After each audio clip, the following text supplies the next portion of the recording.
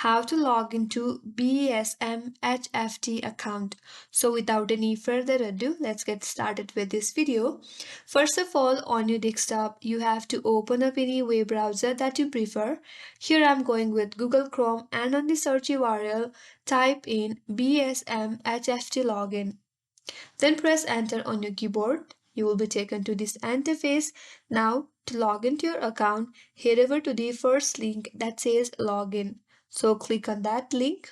Then you will be taken to login page. So on your interface, you will get two empty text box as username and password. So first of all, enter your valid username or your email address. And under that, enter your correct password. In case you forgot your password, there is a link provided just under sign in button that says forgotten your password. Click on that and that will help you out to recover your account and your password. Once you're done typing in your username and password, click on sign in button, and on the next page you will be successfully logged into your account if you have entered the correct login information.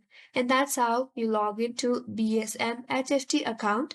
I hope this video helped you. If you are new to our channel, do not forget to subscribe, like, comment, and hit the notification bell icon. Thanks for watching. I will see you on next tutorial.